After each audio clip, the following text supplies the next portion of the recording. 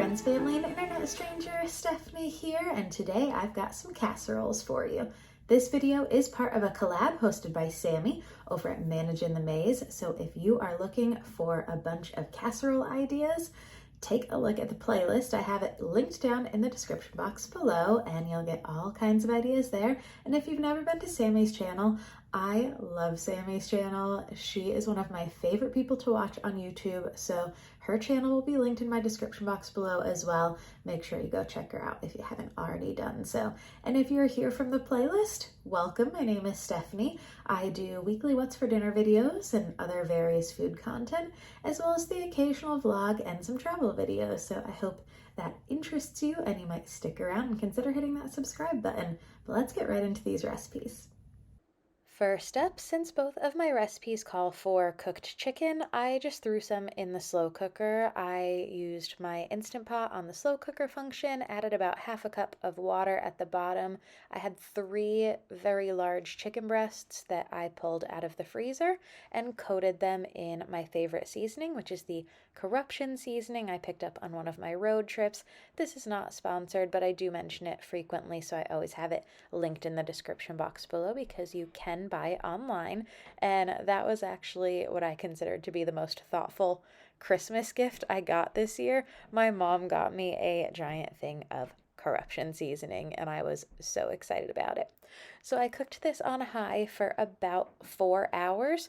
3.5 hours in, it was ready to be shredded. So I used a meat mashing tool and shredded that up really well, and then let it cook for another half an hour, still covered up with those juices soaking back into the chicken.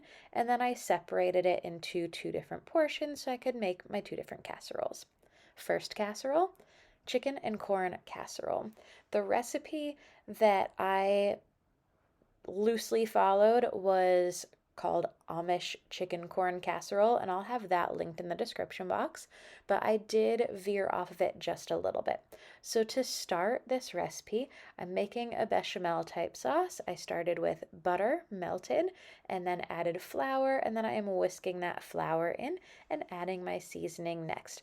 The recipe only called for salt and celery salt, so I started with salt. I did not have any celery salt, so I just used my favorite seasonings instead, which in this case would be onion powder, garlic powder, and some plain black pepper, and seasoned that to my own personal tastes. I did not measure any of the seasoning.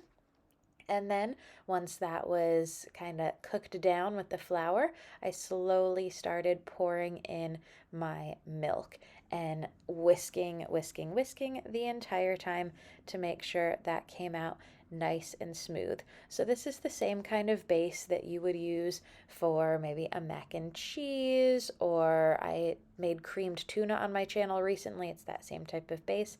The recipe I was going off of did not call for cheese, but I thought cheese sounded fantastic in this, so I added just a small handful of cheese, and it was perfect. It was very subtle, so this wasn't an overly cheesy casserole, but it added a nice touch to it.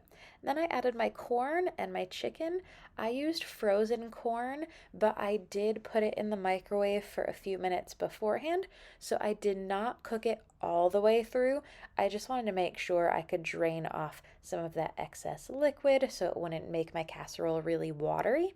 So I cooked it for about 3 minutes when the package said to do 3 minutes, stir it, and then another 3 minutes. I just did the first 3 minutes. I love buttering my dishes, so instead of using spray to grease my casserole dishes, I will take a butter wrapper. That is one of my favorite kitchen hacks, and when I was home for Christmas, my mother opened up the freezer one day and said, "Look," and she pulled out a bag full of butter wrappers because I mentioned on my channel once or twice that I will throw my butter wrappers into the freezer so that I can use them to grease casserole dishes or baking loaf pans, any of that kind of stuff. So my mom now has an entire freezer of butter wrappers to grease things. But it is a great way to easily use those up and make for a really nice taste on just the edges of your meal. So I've got all of my filling for my casserole in there, and then crushed up Ritz crackers that I mixed with some paprika and melted butter. And that's all that goes into this casserole. I added a little bit of parsley on top just to give it a little color and a little bit of pop right there on the top. And I cannot tell y'all how much I enjoyed this casserole. I am not a leftovers fan, but the next day after I made this, I could not wait for lunchtime so I could eat my leftovers. I almost ate them for breakfast. It was that good. This next one was surprising to me because this one, I really wasn't sure how well it was gonna go.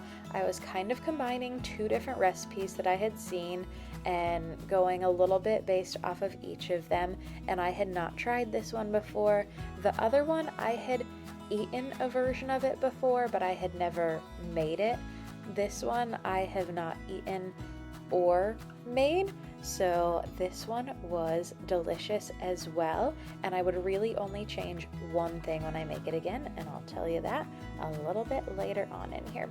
But to get us started, I've got some softened cream cheese. I did not have a chance to take it out and let it come to room temperature, so I had thrown it in the microwave for a few seconds to soften it. I added a packet of ranch seasoning, and then I also added some hot sauce to this, and I just used plain Aldi brand hot sauce to this. You could also use wing sauce, or you could use name brand, up to you. And then once I added in my chicken, I knew the color wasn't quite what I wanted.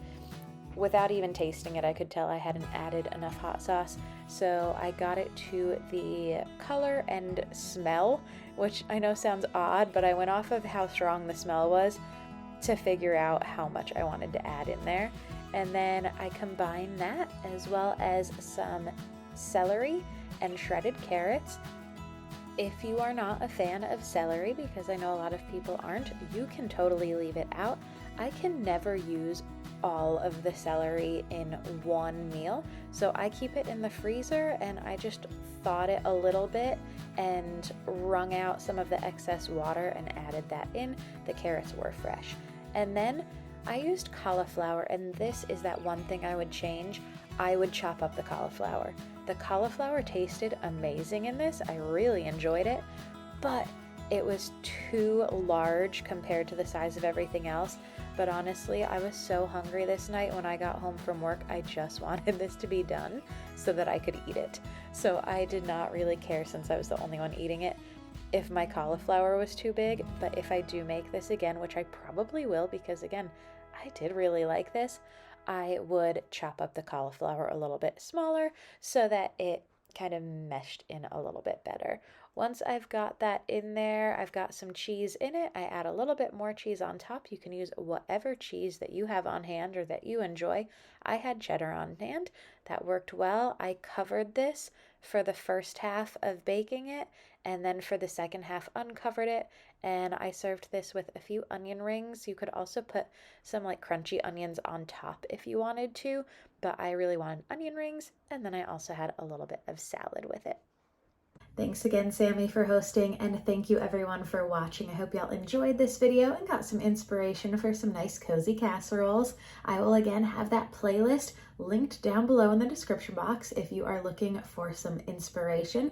And if you're here from that playlist, I hope you'll consider hitting that subscribe button and sticking around to join my YouTube community. Thanks for watching.